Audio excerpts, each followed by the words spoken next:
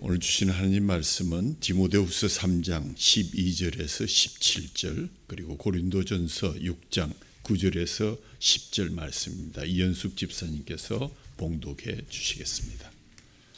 무릇 그리스도 예수 안에서 경건하게 살고자 하는 자는 박해를 받으리라. 악한 사람들과 속이는 자들은 더욱 악하여져서 속이기도 하고 속기도 하나니, 그러나 너는 배우고 확신한 일에 거하라. 너는 내가 누구에게서 배운 것을 알며 또 어려서부터 성경을 알았나니, 성경은 능히 너로 하여금 그리스도 예수 안에 있는 믿음으로 말미암아 구원에 이르는 지혜가 있게 하느니라. 모든 성경은 하나님의 감동으로 된 것으로 교훈과 책망과 바르게 함과 의로 교육하기에 유익하니, 이는 하나님의 사람으로 온전하게 하며 모든 선한 일을 행할 능력을 갖추게 하려 함이라. 불의한 자가 하나님의 나라를 유업으로 받지 못할 줄을 알지 못하느냐. 미혹을 받지 말라. 음행하는 자나 우상 숭배하는 자나 간음하는 자나 탐색하는 자나 남색하는 자나 도적이나 탐욕을 부리는 자나 술 취하는 자나 모욕하는 자나 속여 빼앗는 자들은 하나님의 나라를 유업으로 받지 못하리라. 아멘. 바다에는 보리새우란 놈이 있습니다. 아마 해산물에 좀 관심이 있는 분들은 생으로 먹는 오돌이라는 그런 보리새우를 기억하실 것입니다. 근데 이 보리새우는 허물을 계속 벗어야만이 살 수가 있습니다. 어릴 때는 허물이 부드러워서 조금만 힘을 쓰면 허물을 벗어서 또 새로운 껍질을 얻게 되고, 점점 시간이 지나가면서 그 허물이 딱딱해져 가고 벗는 주기가 점점 길어지게 됩니다. 그러다가 그 허물이 딱딱해져서 더 이상 허물을 벗지 못하면 그 허물에 갇혀서 그 보리새우는 수명을 다하게 되는 것입니다. 해를 따져보니까 한 50여 년 전인데, 제가 대만을 처음 방문했을 때 대만에 있는 저희 친구가 환영하는 뜻으로 즉석에서 묵화로 보리새우 2마리를 그려 주었습니다.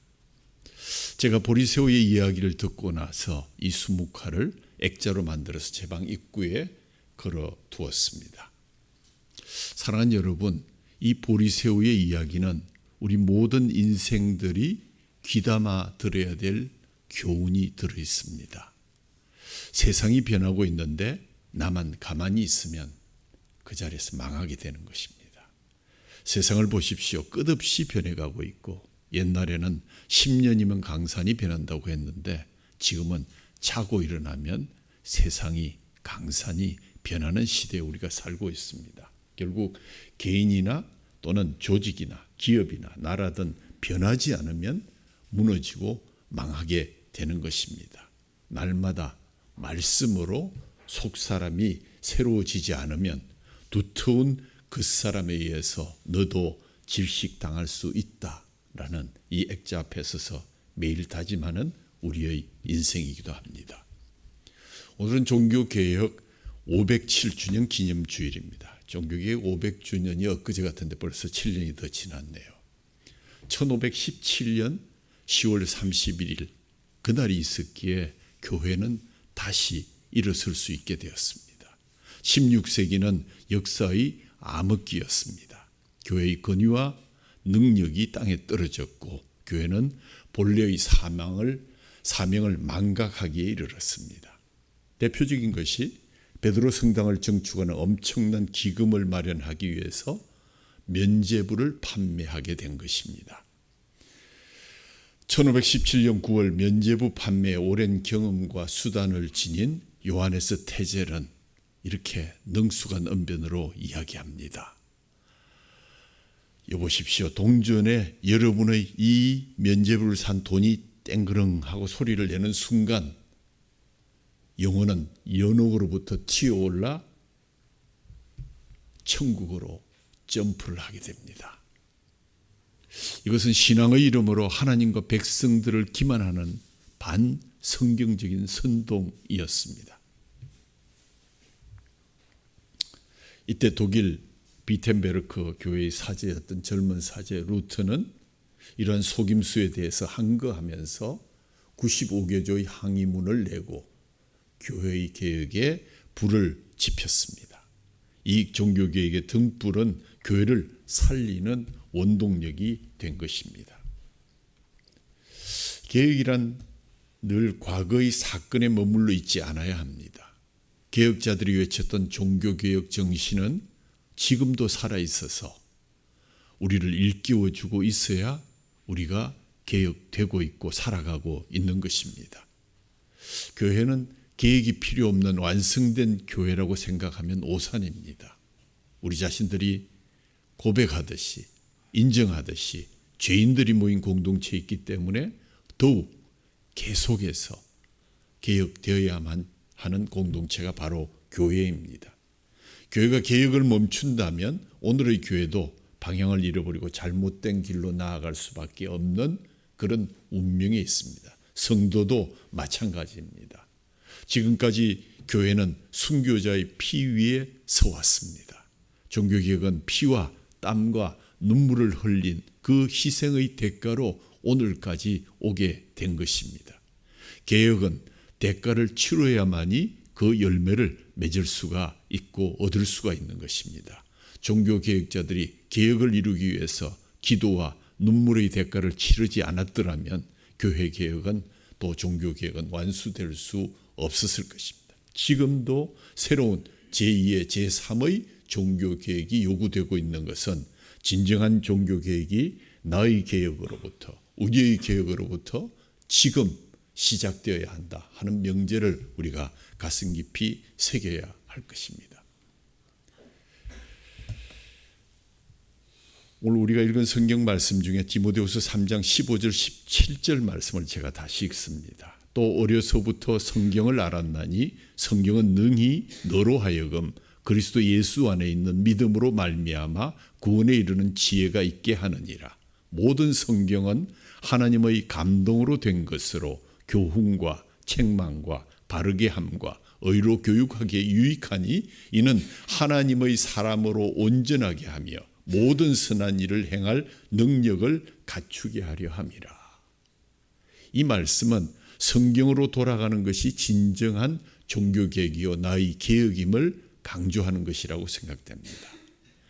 5가지의 오직이라는 이 바탕 위에서 루터의 종교개혁이 시작되었습니다. 이것을 5가지의 오직이다라고 부르게 되었습니다.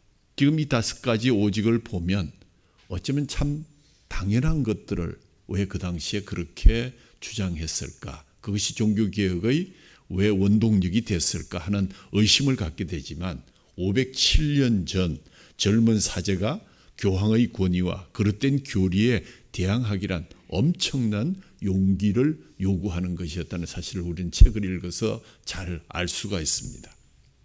오늘 5가지의 오직을 잠시 우리가 돌아보면 첫째가 오직 성경, 소라 스크립트라. 성경은 하나님의 말씀입니다. 그리스도인이 무엇을 믿어야 하겠습니까?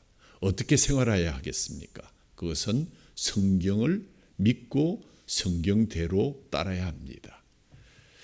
그렇다면 이 이야기가 왜 그 당시에는 중요한 주제가 되었을까?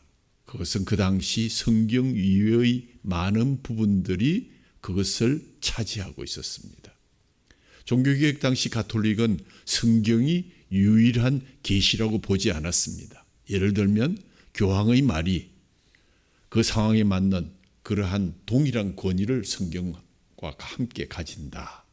또 가톨릭에서 성경을 믿기는 합니다마는 성경과 함께 교회의 전통을 중요한 일을 결정하는데 반드시 필요한 것이다. 그래서 성경 플러스 교황의 말 플러스 전통 이 3가지가 항상 혼재되어 있었고 오직 성경이 아니라 그 3가지가 교황과 거두어 내려온 전통이 성경의 윗자리를 차지하고 있었기 때문에 오직 성경이라는 구호는 매우 중요한 첫 번째 구호가 될 수밖에 없었습니다. 둘째는 오직 믿음입니다. 성경이 말하는 구원의 원리는 오직 예수 그리스도를 믿음으로 말미암아 구원을 받는다고 이야기합니다. 그런데 그 당시 가톨릭은 구원은 선행으로부터 오는 것이다. 믿는다면 선행을 해야 된다. 선행을 함으로써 우리는 구원을 받을 수가 있다라는 그러한 교리를 함께 섞어서 가르치게 됩니다. 그러므로 종교개혁을 통해서 믿음으로 구원 얻는 원리를 회복하려면 오직 믿음, 오직 믿음. 오늘날도 구원에 대해서 이상하게 말하는 이단들이 많이 늘어나서 성도들을 현혹하게 하고 있지만 성경이 말씀하시는 구원은 오직 예수 그리스도를 믿음으로만 구원이 이루어지는 것입니다. 그 어떤 것도 더해질 수가 없는 것입니다. 세 번째가 오직 은혜입니다. 우리가 신앙생활을 하는 것은 모두 하나님의 은혜입니다. 그리스도인이 믿음으로 구원을 받는 것도 은혜요, 죄사함을 받는 것도 은혜입니다. 사람의 공로로 되는 것은 하나도 없습니다. 오직 하나님이 값없이 베푸시는 은혜로 된 것입니다. 그런데 가톨릭은 불교의 부적과도 같은 면죄부를 팔아서 만들어서 팔면서 그것을 구입할 때 죄가 사해진다. 연옥에서 천국으로 점프를 하게 된다는 이상한 논리를 가르쳤습니다. 그러나 그것은 결코 아닙니다. 종교개혁은 오직 하나님의 은혜로 돌아가는 것이다. 네 번째는 오직 그리스도입니다. 그리스도인의 믿음의 대상은 예수 그리스도일 뿐입니다. 어느 것도 예수님을 대체할 수가 없습니다. 어느 것도 그리스도와 같은 위치에 세울 수 없습니다. 그럼에도 로마 가톨릭은 교황의 위치를 그리스도와 동등하게 했고 종교개혁을 통해서 오직 그리스도로 회복하자는 운동이 중요한 자리를 차지하게 된 것입니다. 십자가에 못 박힌 그리스도의 능력만이 하나님께서 우리를 구원하시는 능력이다. 거기에 왜 마리아가 필요하고 왜 거기에 교황이 필요한 것인가? 구원은 예수님을 믿는 복음에서만 나오는 것이다 하는 것이 네 번째, 오직 그리스도. 다섯 번째는 오직 하나님께만 영광입니다. 그리스도인이 영광을 돌려야 할 대상은 오직 하나님뿐입니다. 그 영광을 사람이 또는 교회가 또는 교황이 취할 때 그것은 부패한 타락한 종교가 되는 것입니다. 종교개혁이 당시 교황이 하나님의 위치에서 영광을 받았고 교황의 권위가 하나님의 권위와 혼돈되어서 함께 영광을 받을 때 그것은 아니다. 오직 하나님만이 영광을 받으셔야 된다는 그러한 주장을 하게 된 것입니다. 인간이 하나님의 영광을 가로챈다는 것, 오늘도 하나님의 영광 옆에 잠시 서서 사진을 찍고 박수를 받고 그 영광을 가로채려는 인간의 간악한 모습을 하나님은 보고 계십니다. 모든 영광은 사람이 아닌 하나님에게만 돌려야 하는 것입니다. 구원은 하나님이 시작하셨고 하나님이 완성하신 일입니다. 인간이 참여하는 부분은 아무것도 없고 단지 우리는 100% 수혜자로서 감사와 찬양과 영광을 돌리는 저희들입니다. 그러므로 종교개혁을 통해서 오직 하나님께만 영광을 돌리는 것을 회복한다는 것도 마무리로서 참 중요한 것입니다. 이런 이야기를 하니까 가톨릭은 정말 절대 부패했고 형편없구나 이렇게 얘기하지만 오늘 우리가 과연 그런 지적을 할 자격이 있을까? 두렵습니다. 사실 이 종교개혁을 통해서 가장 개혁을 많이 한 종교는 로마 가톨릭입니다. 이 다섯 가지 회복은 먼저 성경으로 돌아가는 것으로부터 회복이 되었고 진정한 개혁은 성경으로 돌아가야만 가능한 것입니다. 여러분이 어떤 어려움에도 성경대로 살아가심으로 인해서 여러분의 개혁이 계속 진행될 수 있기를 주님의 이름으로 축원합니다. 그러나 오늘을 살고 있는 현대인들에게 이 다섯 가지 말고 더 한 가지 꼭 기억해야 될 것이 있다. 그것은 우리 안에 있는 우상을 제거하는 것입니다. 그 우상은 돈이나 섹스나 명예나 나라는 것들이 우리 안에 하나님보다 더 소중한 것들로 가득 차 있다는 것입니다. 이런 것들을 제거해야만 진정으로 하나님이 내 안에 주인이 되십니다. 우리가 찬양한 것 중에 주 예수보다 더 귀한 것은 없네. 처음 제가 그 찬송을 접했을 때, 야, 작사한 사람이 좀 건방지다. 감히 예수님을 주 예수보다 더 귀한 것이 없다고 얘기하다니, 귀한 분이 없다 그래야지, 이렇게 생각을 했습니다. 그러나 정말 하나님 말씀을 읽으면서 이 개혁의 기치를 들고 있는 또 우리 속에 있는 우상을 지적받으면서, 우리 속에 있는 재물과 건강과 명예와 가족과 심지어 나까지도 예수님보다 더 귀중한 위치에 차지하고 있는 그것이 바로 우상이구나. 주 예수보다 더 귀한 것은 없다는 작사는 정말 믿음에서 나온 작사구나 하는 그런 생각을 하게 되었습니다. 하나님 대신으로 생각하는 것이 우리 가슴 속에 있다면 그것은 바로 우상입니다. 로마서 1장에 이렇게 시작합니다. 하나님을 알되 하나님을 영화롭게도 아니하며 감사하지도 아니하고 오히려 그 생각이 허망하여지며 미련한 마음이 어두워졌나니 스스로 지혜 있다 하나 어리석게 되고 썩어지지 아니하는 하나님의 영광을 썩어질 사람과 새와 짐승과 기어다니는 동물 모양의 우상으로 바꾸느니라. 이 말씀하신 것은 인간은 하나님 대신 다른 우상을 부단히 만들고 있다는 지적입니다. 그래서 루트가 이런 말을 했습니다. 십계명의 출발은 우상 숭배를 금하는 것으로부터 시작됐다. 이것을 결코 잊어서는 안 된다. 하나님의 율법을 어기는 근본 동기는 항상 우상에 있어 왔다라고 지적했습니다. 우상은 어떤 죄 중의 하나가 아니라 인간의 근본적인 마음에 하나님보다 더 소중하게 여기고 있는 그 잘못된 것, 기본을 얘기합니다. 우상은 우리 안에 있는 가짜 신들을 말합니다. 그래서 십계명은 너희는 내 앞에서 다른 신들을 섬기지 못한다. 너희는 너희를 섬기려고 하늘에 있는 것이나 땅에 있는 것이나 땅 아래 물속에 있는 어떤 것이든 그 모양을 본떠서 우상을 만들어서는 안 된다. 너희는 그것들에게 절하거나 그것들을 섬기지 못한다라고 강력하게 말씀하고 계십니다. 얼마나 하나님이 우상을 싫어하시던지요. 17세기 영국 목사인 데이비드 클락슨은 여러분께서 인정할 사람들이 별로 없겠지만 우상은 우리 안의 영혼의 방마다 구석구석에 세워져 있다는 사실을 확인하시기 바랍니다. 이 말은 교회를 다니면서도 하나님보다 더 소중하게 생각하는 것들이 사람들의 마음에 가득 들어있어서 때가 되면 가장 먼저 튀어나오는 카드가 그 우상의 카드라는 사실을 잘 알고 있기 때문입니다. 여러분의 마음을 잘 살펴보시기 바랍니다. 하나님의 마음을 기쁘시게 해드리는 마음보다 자신의 기득권과 자유와 생명과 재산과 명예 또 가족들 위태로워질까 봐 더 큰 근심, 불안과 염려에 빠질 때가 얼마나 많은지요. 인간의 마음은 우상을 계속 만들어내는 공장과도 같은 것이다. 우리가 신앙생활을 합니다. 신앙생활에서 하나님은 차선책이 아닙니다. 하나님은 내가 인생이 힘든 때 오셔서 어려운 문제만을 해결하는 해결사가 아닙니다. 하나님은 모든 것에서 항상 1번이어야 합니다. 하나님보다 1번 되어야 할 것은 아무것도 없어야 맞습니다.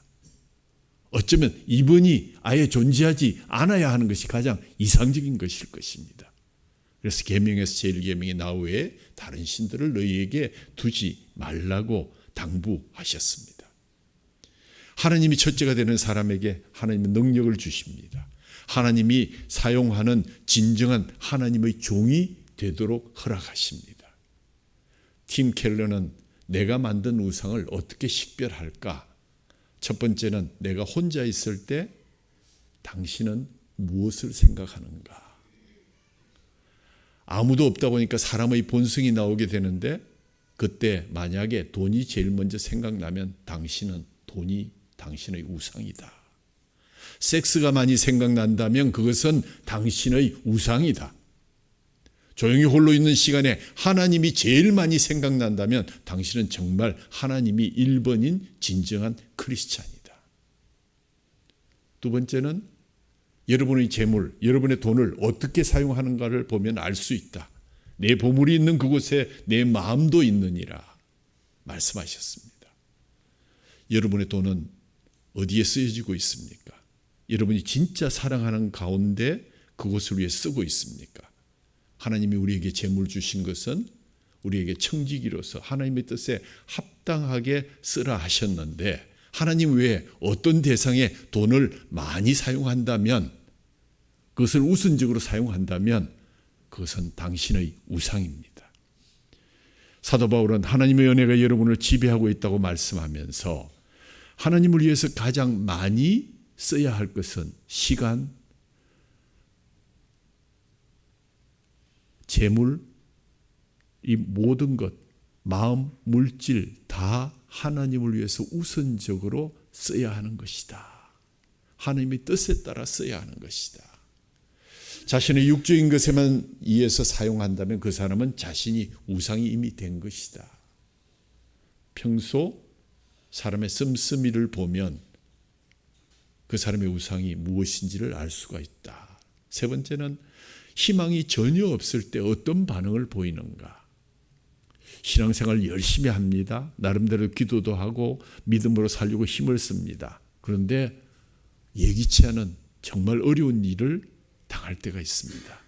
그때 나의 믿음을 증명할 수 있는 기회입니다. 그때 나는 무엇을 위해서 살고 있는가. 이 어려운 때를 통해서 하나님의 영광을 드러낼 기회로 그 기회를 바라보는 것인가. 아니면 세상 사람들보다 더 심하게 방방 뛰면서 눈물로 하나님을 저주하는가. 우상을 섬기지 않고 살아계신 하나님을 섬기기 때문에 고난 중에 있다면 그분은 믿음으로 승리하는 사람이요.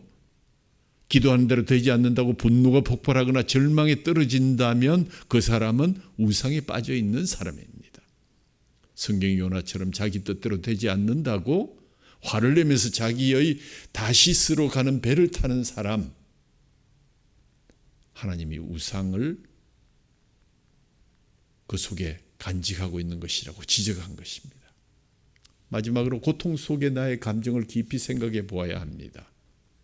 나의 우상도 가장 고통스러운 순간에 나의 대면의 깊은 곳에서 나타나기 시작합니다. 고통이 있을 때 이것은 신앙이 아니라는 것을 알면서도 자신의 욕망과 편리대로 끌고 가면서 불법적인 줄 알면서도 우선 고통을 피하기 위해서 그런 것을 동원하게 된다면 당신은 우상을 품고 있는 사람입니다. 그렇습니다. 개혁은 힘들고 어려운 길을 가는 것입니다. 루트가 38살에 가톨릭 교회로부터 파문의 경고를 받고 독일 황제 칼 5세가 국회에 소환을 합니다. 소환장을 받고 그는 이렇게 나아갑니다. 웜스 의사당의 지붕 기와장처럼 큰 악마들이 많이 있을지라도 나는 가야만 한다.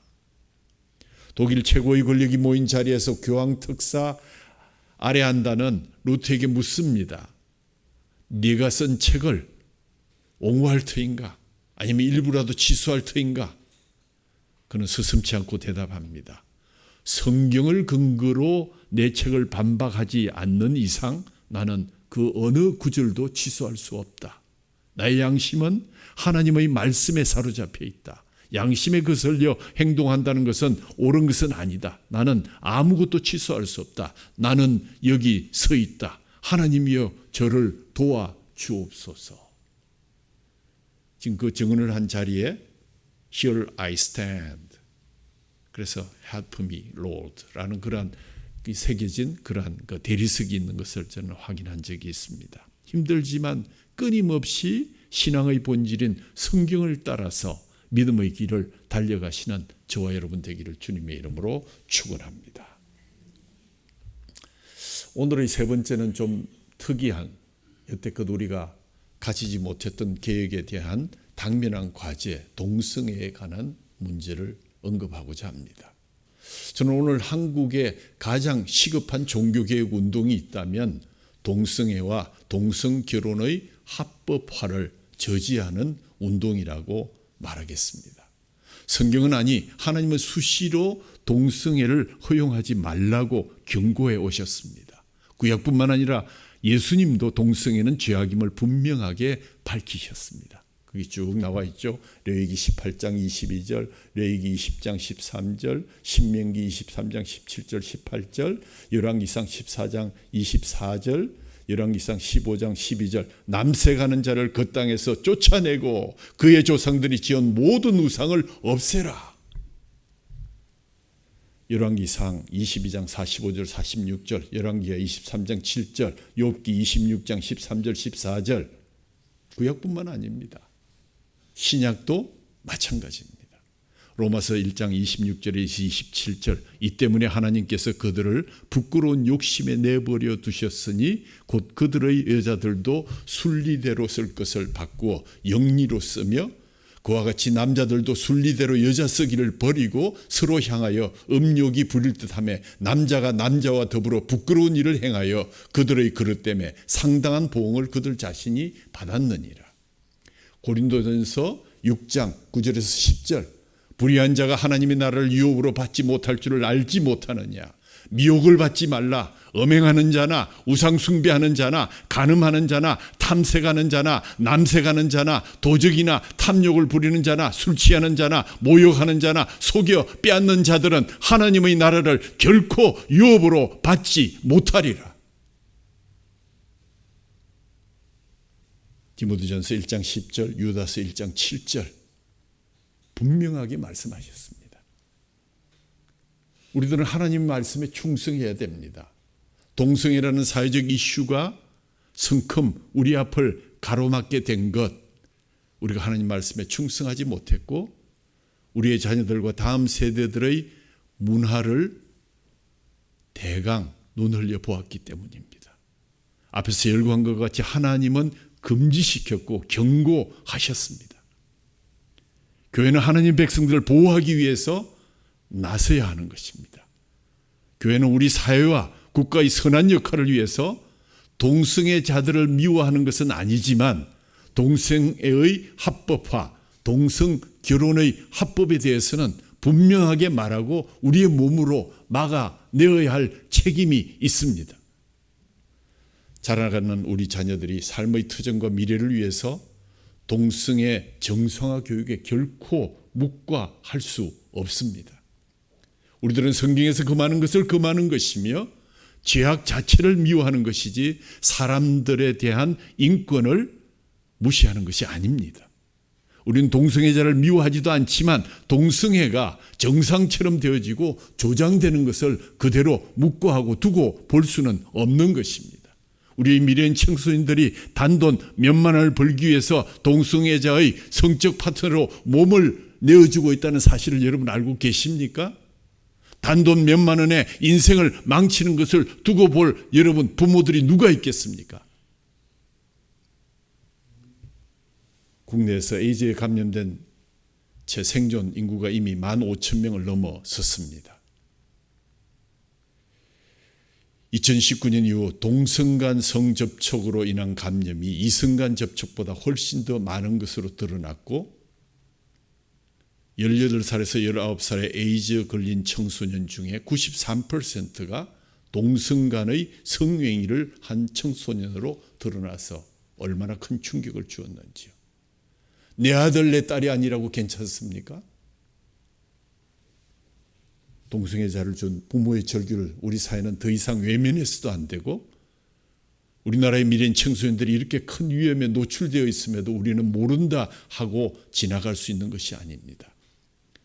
동성애 정성화 교육도 모자라서 군대도 동성애로 무너뜨리고 사회를 소돔과 고모라처럼 만들려는 결과를 어찌 강 건너 불처럼 그냥 무관심할 수 있겠습니까?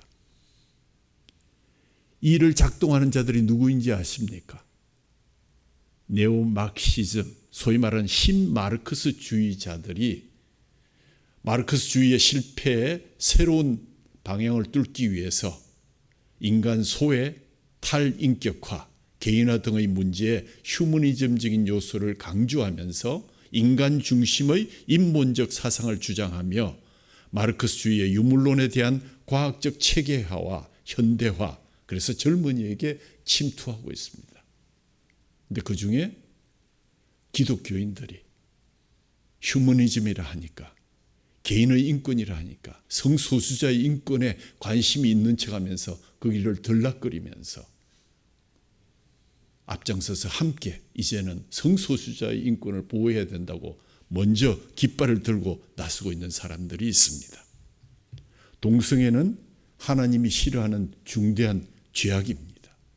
여기에 인권 또는 휴머니즘의 가면을 쓰고 이 죄악 행위를 합법화하고 나아가서 동성결혼을 합법화하는 풍조가 만연하면 그 결과가 어떻게 되는 것인가?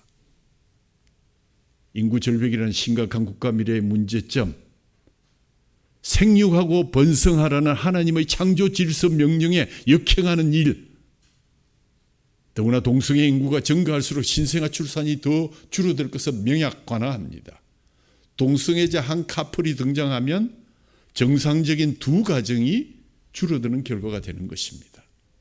동성애 관련 법안의 내용을 보면 동성애자 우대법을 훨씬 뛰어넘어서 동성애 반대자에 대한 억압법이라고 이름 붙여야 할 정도로 잘못 처신하면 감옥으로 갈 수 있는 그러한 법들을 지금 준비하고 있습니다. 이 같은 법 제정 시도는 분명히 하나님의 뜻을 거슬러 죄악을 조장하는 행위입니다. 만약 동성애자가 그리스도인이라면 하나님의 본성을 닮아서 참된 그리스도인으로 회복시키는 것이 진정한 인권입니다.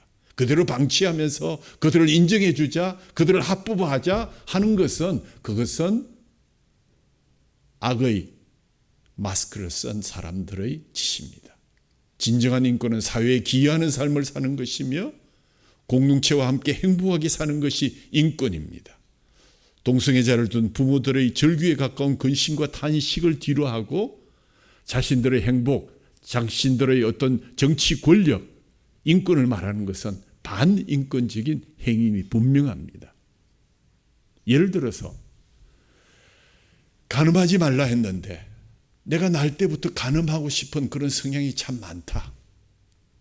그런 성품을 타고 나서 간음의 불가피성을 조장한다면 여러분 그것을 믿으시겠습니까? 지지하시겠습니까?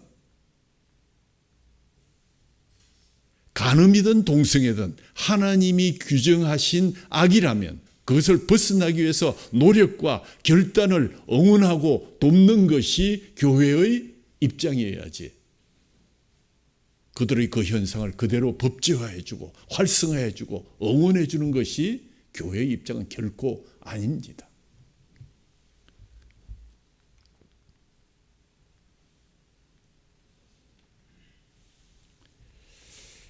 재작년에 영국을 탈았던 영국의 그 안드레아 윌리엄스라는 대표, CCFON 대표라는 분이 한국을 향해서, 한국 교회를 향해서 정말 피 묻은 외침을 부르짖었던 것을 기억합니다. 영국의 동성애 차별 금지법이 제정되려고 할 때 영국 신사들은 걱정하지 마라. 별일 없을 거야. 자기들끼리 저렇게 하다가 그만 지칠 거야. 그런데 그들은 틀렸습니다. 영국의 동성애 차별 금지법이 제정되자 교회들이 문을 닫기 시작했고 이슬람화 되어가고 있다는 것을 뉴스나 미디어를 통해서 여러분 보셨지 않습니까? 이 윌리엄 변호사는 한국 교회에게 울부짖으며 말합니다. 동성애 차별 금지법이 통과되면서 침몰하고 역차별을 당하고 있는 영국 교회와 같은 길을 여러분 걸어가고 싶습니까? 영국은 악법이 들었을 때 누구도 왕 앞에 서지 못했고 아스팔트에 나가서 정말 죽기 살기로 싸우지도 못했습니다. 그 결과 그 죗값을 우리는 지금 오롯이 받고 있습니다. 한국만은 끝까지 싸워서 꼭 이겨내어서 제2의 종교개혁을 이루어 주시기를 부탁드립니다. 동성애들이 주장하는 인권 문제가 보편적인 인권이라면 그것을 반대할 국민은 없습니다. 그러나 학문 선교가 인권으로 보호받아야 되는 인류 보편적인 가치가 될 수 있겠습니까? 영국 교회 일을 거울 삼아 한국 교회와 성도들은 동성애의 문제를 국가적인 위기로 알아서 극복해 나가야 됩니다. 동성애를 합법화하는 순간 국가는 정말 돌이킬 수 없는 미래의 환경에 처하게 된다는 사실을 꼭 기억하시기를 바랍니다.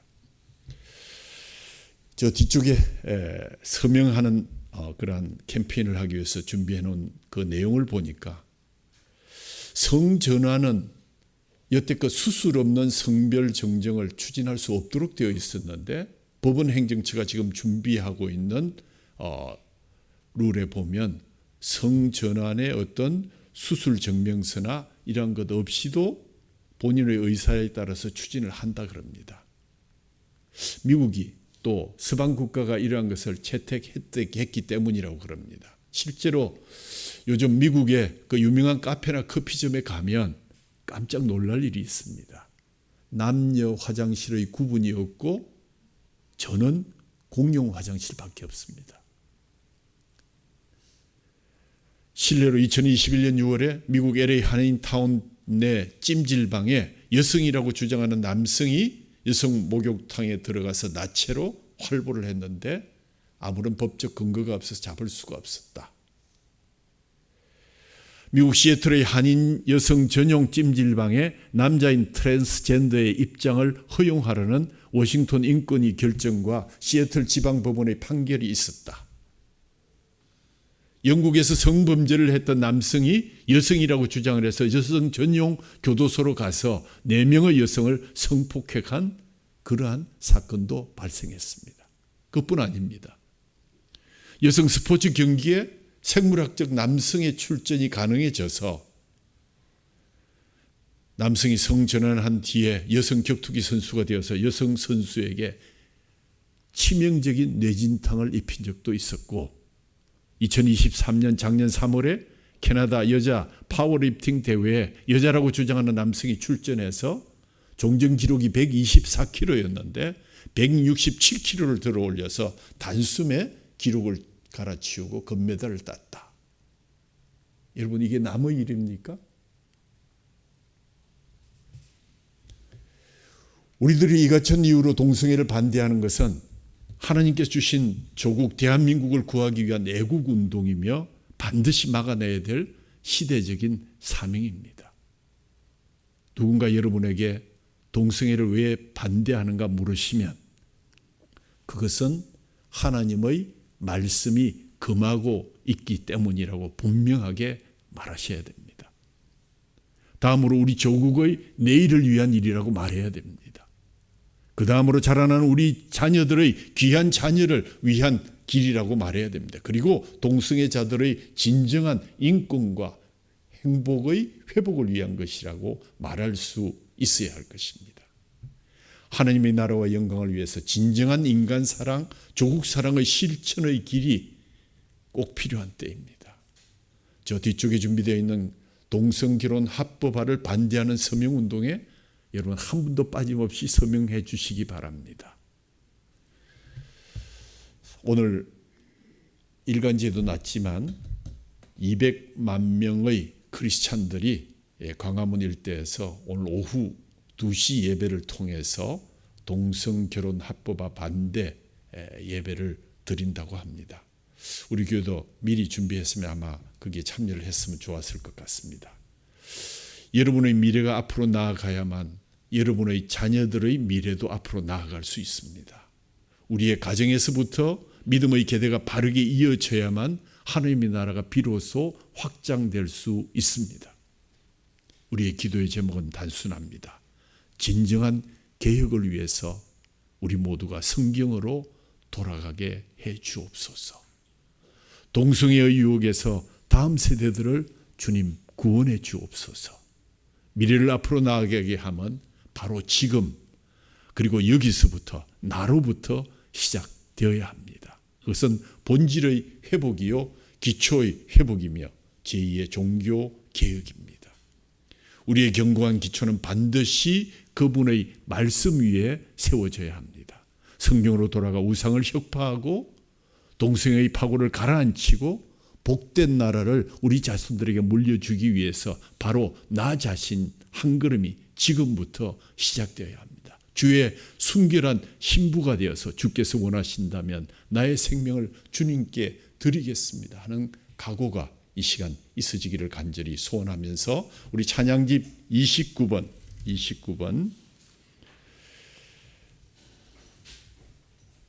주님의 순결한 신부가 되리라, 내 생명 주님께 드리리.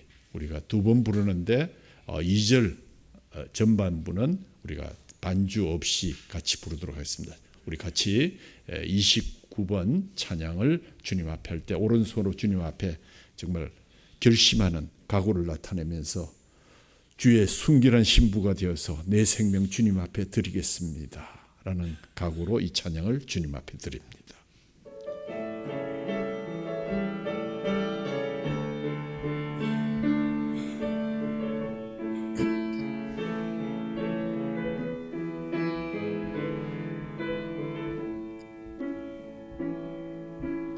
내 마음에 주를 향한 사랑이 나의 말엔 주가 주신 진리로 나의 눈에 주의 눈물 채워주소서.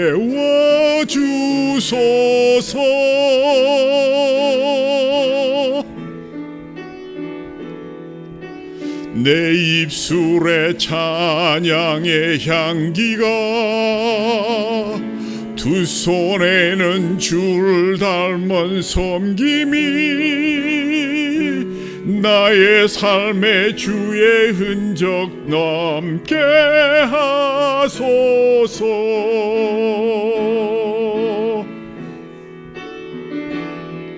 하나님의 사랑이 영원히 함께하리. 십자가의 길을 건넌 자에게 순교자의 삶을 사는 이에게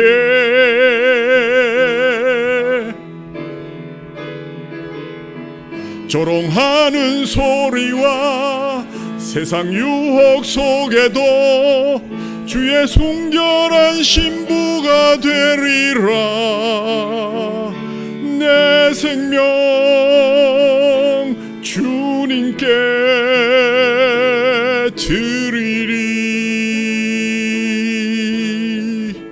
내 마음에 주를 향한 사랑이 나의 말엔 주가 주신 진리로 나의 눈에 주의 눈물 채워주소서.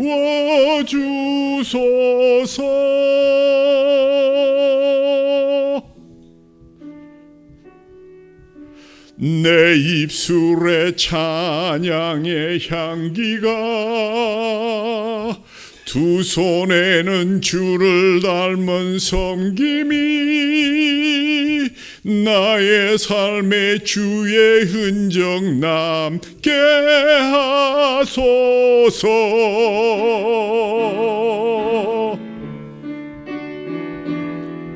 하나님의 사랑이 영원히 함께하리.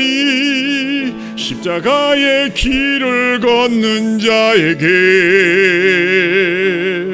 순교자의 삶을 사는 이에게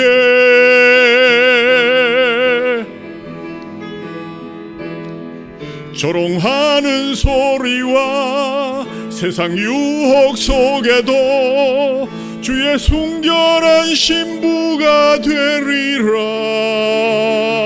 내 생명 주님께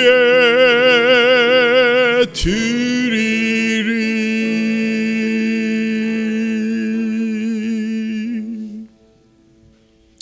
하나님 아버지, 주님 앞에 섰습니다.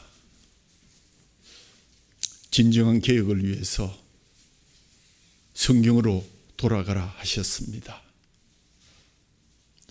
동생의 유혹에서 우리의 다음 세대, 우리의 자자손손들을 구원해 주시기를 소원합니다. 바로 지금, 바로 여기에서부터, 나로부터 이 계획이 시작되어야 하고 본질의 회복, 기초의 회복, 성경으로의 돌아감, 그것이 바로 주님의 말씀 위에 세워져야 합니다. 하나님 아버지, 성경으로 돌아가 우상을 혁파하고 동성애의 파고를 가라앉히고 복된 나라를 우리의 자손들에게 물려주기 위해서 바로 나 자신부터 한 걸음 한 걸음 천성을 향한 바른 걸음으로 주의 순결한 신부가 되어서 나의 생명을 주님께 드릴 수 있는 가치 있는 거룩한 것으로 가꾸어 갈 수 있도록 주님 은혜를 더하여 주옵소서. 주께서 우리에게 주신 귀한 깨어진 살과 또 흘리신 그 보혈을 또다시 받습니다. 주님의 놀라우신 그 은혜를 저희들이 다시 한번 기억합니다.